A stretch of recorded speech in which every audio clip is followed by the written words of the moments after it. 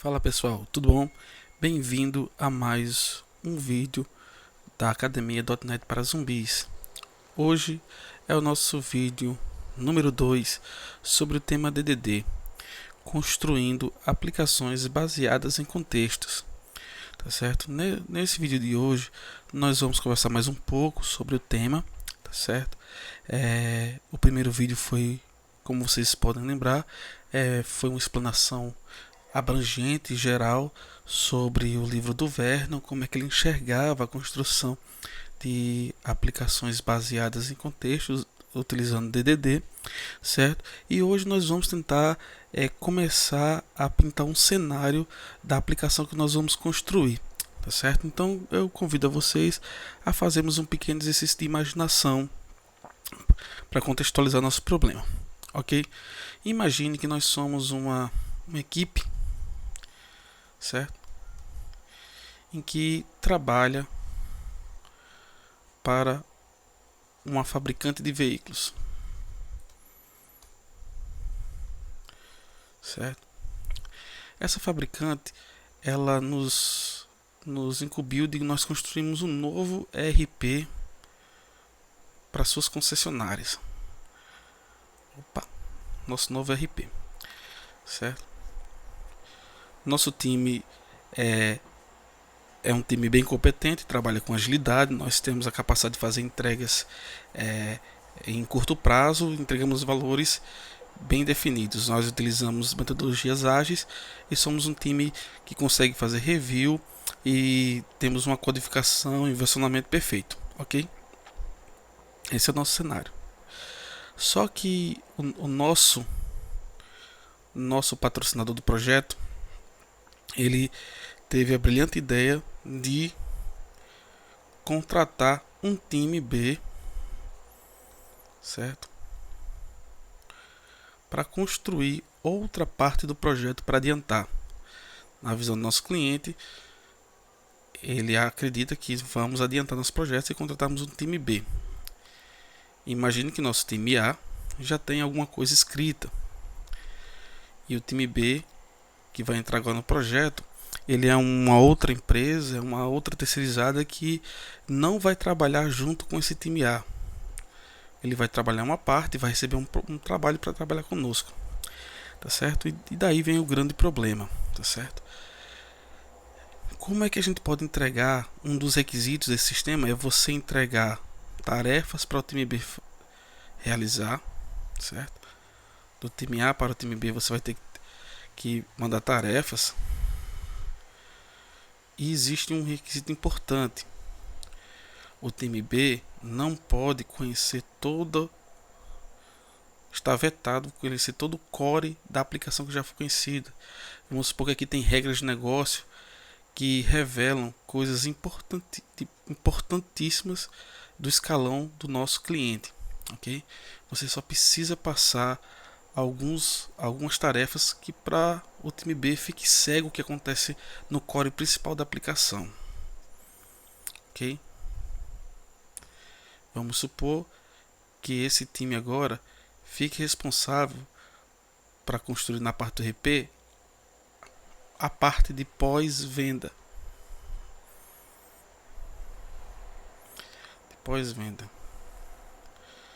E seu time aqui já tem toda a parte de venda de veículos,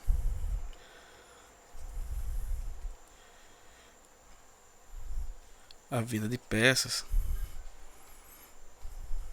ok? Já tem a parte de oficina, está sendo escrito, ok? E aí vem a questão: como fazer com que esse time B consiga desenvolver esse módulo sem ter acesso aos demais que foram escritos? Como é que você pode maximizar o que eles estão sendo feitos para ser incorporado no que já foi escrito? Essa é a grande questão, certo? Baseado nos modelos que nós temos vigentes de DDD, o que eu vejo muito é projetos em que nós temos uma camada de apresentação,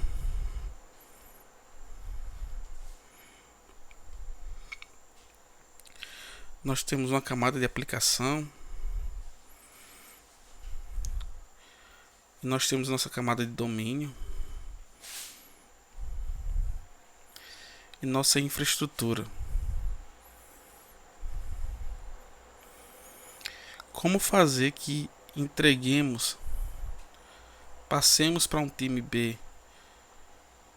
um projeto, uma parte do domínio sem entregar todo o domínio? Essa é a grande questão. E ainda mais, como incorporar o nosso domínio, código que vai ser feito por um time que está à parte, tá certo? Então, é pensando nessas questões, certo? Nessa forma de pensar, de trabalhar com features de domínio distribuídos, que a estrutura de projeto por contexto nasceu. Esses casos parecem um pouco extravagantes e absurdos, mas eles não são tão raros e incomuns como vocês pensam. Em grandes sistemas corporativos, em grandes estatais, isso é muito comum acontecer, de times com expertise diferentes trabalharem separadamente no mesmo projeto, certo? E ainda mais existe a questão de que certas regras de negócio devem ficar ocultas ao time B. Um exemplo muito forte que eu posso citar para vocês foi o que eu vivi recentemente, no qual eu trabalho na Secretaria de Tributação do Estado, e um time B foi contratado para construir alguns módulos, mas toda a parte, regra de negócio, sobre dados e informações dos contribuintes do Estado que estavam na camada de negócio não poderiam ser visíveis para esse time B. Então, como foi que a gente conseguiu liberar, fazer esse trabalho em conjunto de forma mais íntegra com essas duas realidades de dois times diferentes? É sobre isso que a gente vai falar hoje, certo? A proposta de trabalhar com DDD já traz para a gente um grande ganho, que é o isolamento de camadas, isolamento, mas o design baseado em contexto, ele vai nos ajudar nesses casos em que precisamos separar times, responsabilidades, versionamentos, bancos, tá certo? Então eu vou apresentar aqui para vocês como se dá essa proposta de desenvolvimento. Eu vou me debruçar mais sobre esse tema, de como essa construção é feita, tá certo? Antes de tudo, eu gostaria de esclarecer que nós temos aí um percurso aí já de quase 12 anos de escrita do DDD, certo? De Domain Drive Design, ok? Então, Eric Evans, quando escreveu, foi em 2003. Nós tivemos uma boa escrita do Jim Nilsson em 2006, okay? E o livro do Vernon foi escrito em 2013. Temos aí mais um livro em 2014, certo? Que estão em evidência. E uma coisa que se pode perceber é que a implementação de DDD ela varia nessas obras.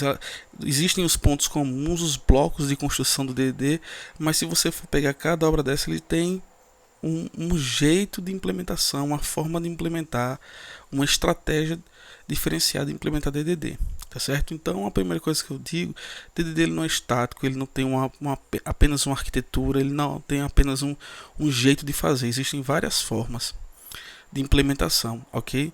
E aqui nós estamos adotando aqui, como foi falado desde o começo, é a implementação baseada no livro do Implementing Domain Drive Design do Vernon, ok? Outra coisa que tem que ficar claro é que DDD é um tópico bastante grande e que ele tenta abraçar uma visão holística do design de software. O que é a visão holística? É uma visão do todo, ok? Então, quando é feito a escrita do Evans escreveu o DDD, ele não pensou só na camada de apresentação, só na camada de domínio, ele tentou abarcar todo o software, toda essa engenharia do software, como acontece em todas essas camadas, ok? Em todos esses pontos. baseado nessa visão holística, várias arquiteturas e propostas de arquiteturas para DDD foram apresentadas durante esses 12 anos, ok? Uma mais famosa e a que eu acho que inspirou e tem inspirado muitos projetos, principalmente aqui no Brasil, é essa proposta do time da Microsoft da Espanha, em que eles propuseram uma forma de implementação de DDD baseado em camadas, ok? Essa proposta foi feita em 2010, tá certo? E foi apresentada no portal da MSDN/Architecture em 2010 também, certo? Só que, como uma coisa pública e de grande notoriedade como essa não passa despercebido pelos grandes pensadores de software, certo? Ok? Então, esse tipo de proposta de arquitetura, ela foi apresentada como uma proposta de implementação muito simples da regra do cenário de negócio. Então, se você olhar para essa implementação, de cara você se questiona se de fato essa implementação ela é simples, como foi apresentado. E esse tipo de implementação não escapou de críticas, tá certo? Em 2011, o Allende, que é o pai do HeavenDB, para quem não conhece, é um banco NoSQL escrito em .NET, e o Robert C. Martin fizeram algumas críticas bem interessantes para projetos dessa natureza aqui. Esse gráfico aqui é dessa aplicação proposta pelo time da Microsoft Espanha, tá certo? Esse aqui é o código que estava lá no Codeplex. Esse repositório não existe mais, né? Eu não sei se é porque não corresponde mais a uma visão dos seus autores, tá certo? Mas esse modelo ele recebeu uma crítica por esses dois pensadores, porque ao olhar para essa solução, de cara você começa a perceber uma certa transgressão a um princípio primordial do DDD, certo? Que é a questão da linguagem ubíqua. Quando você olha para uma solução dessa e que você vê os níveis de pastas, modelo e design, camadas, apresentação, o web, o Windows, aplicação, domínio, infraestrutura, database, você é apresentado primeiro a uma arquitetura e não a um domínio. E o principal princípio do DDD é você ter o foco no domínio.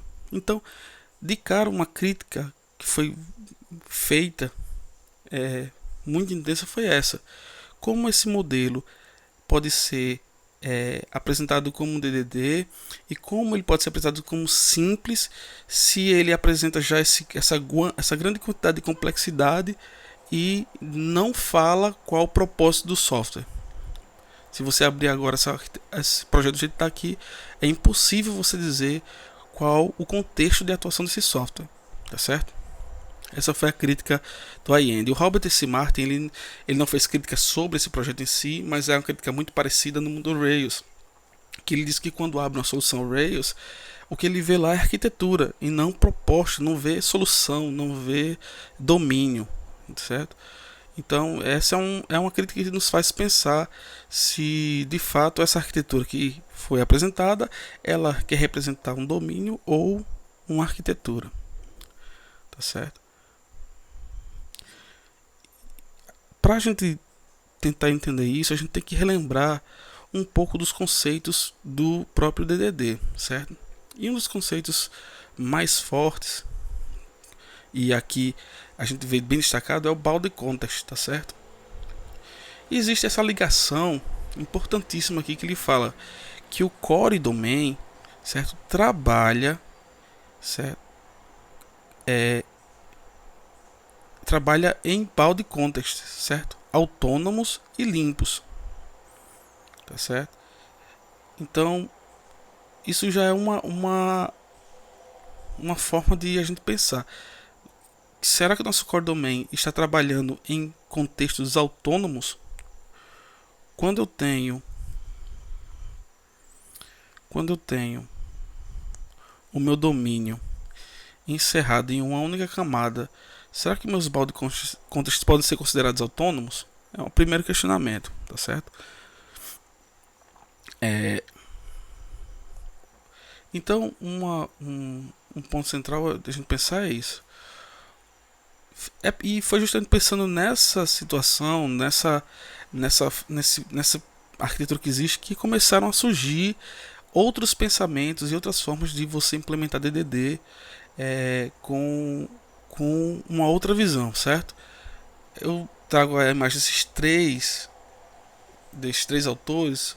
Esse aqui é o Vernon, essa aqui é a Julie Lerman, né, e o Steve Smith, certo?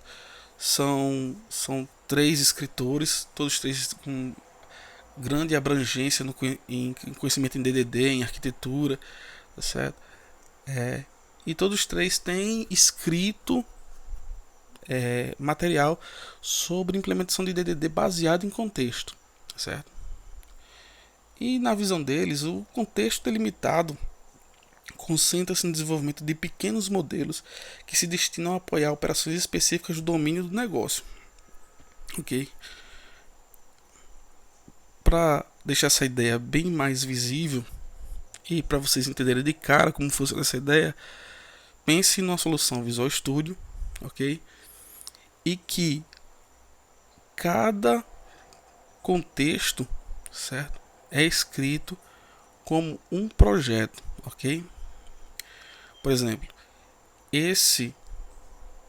essa solução, nós temos aqui agendamento, certo? Gestão de clientes e pacientes, ok? Recursos de agendamento, ok? Sharing de kernel. Então, ao olhar para essa solução nessas pastas, nós identificamos o domínio do negócio de cara.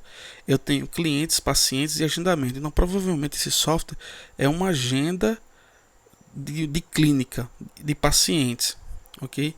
Então, é mais palpável, é mais tangível o negócio nessa estrutura, tá certo? Outra coisa, nessa proposta, de fato, cada contexto está numa situação de isolamento, independente e autônomo, tá certo? É lógico que só ver assim não garante que ele está autônomo, porque a gente não está vendo as relações entre esses contextos, mas durante os nossos vídeos nós vamos mostrar a construção dessa autonomia, ok? Qual a vantagem de trabalhar assim? Primeiro, modelos menores proporcionam muitos benefícios, permitindo definir limites claros relativos às responsabilidades de concepção e desenvolvimento de equipes. Então, cada modelo cada core daquele contexto, certo? Ele é limitado e relativo às suas responsabilidades unicamente. Quando você tem um projeto domínio, um único projeto domínio, aquele único projeto parece entender todos os contextos de uma vez só. Você tem todos os times trabalhando numa mesma área, como se todos tivessem a mesma competência, tá certo? Vale salientar que essa visão é uma visão baseada em aplicações com times trabalhando em cima do mesmo projeto, tá, gente? O próprio Eric Evans, ele dá a seguinte informação, a seguinte orientação lá no livro do DDD, certo? Que ele pede para a gente definir explicitamente um contexto, certo? Para ser aplicado ao seu modelo, certo? Ele diz que mantenha consistente, certo? A relação do modelo com o seu contexto delimitado, certo? Okay? Não distraia o seu modelo com coisas alheias a ele, tá certo? Então essa é uma orientação que está lá no livro DDD, que é a orientação que nós devemos tentar manter nossos contextos alinhados com nossos modelos, tá certo? Sem distraí-los de coisas terceiras, certo?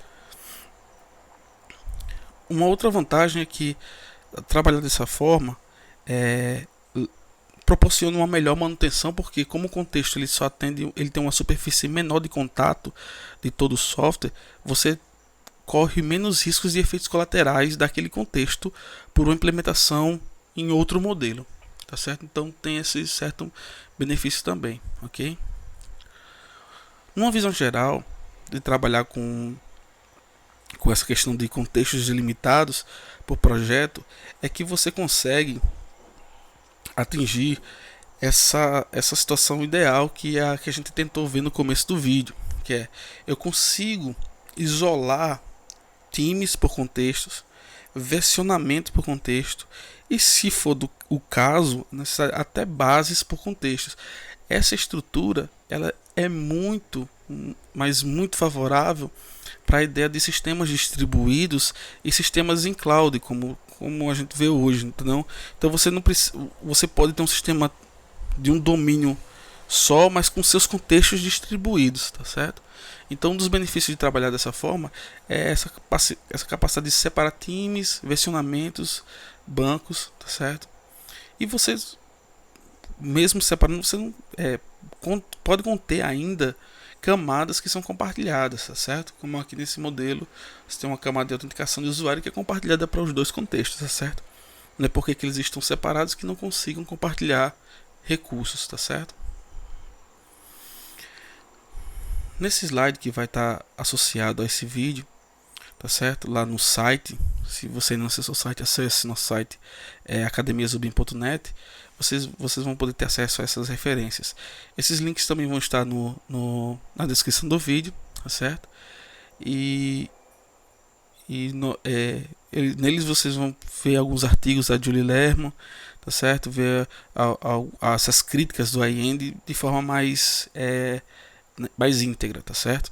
Nesse nosso vídeo de hoje, nós fizemos uma pequena imersão ao problema que nós vamos tentar abordar, repetindo um pouco, vamos tentar simular o nosso problema, um software para fabricantes de veículos, tá certo? Nós vamos simular esses contextos, ver como é que a gente pode construir um software baseado nesses modelos, baseado em contexto.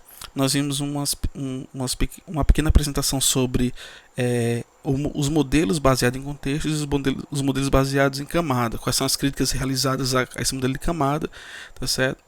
E nas próximas aulas nós vamos começar a meter mão em código, mão na massa, tá certo? Vamos passear um pouquinho sobre os nossos problemas que vamos tentar resolver e começar a escrever nossos primeiros contextos, nossos primeiros códigos para os nossos exemplos serem realizados nesse curso, e vão ser realizados nesse curso, tá certo? Então eu convido a todos a continuar acompanhando os vídeos,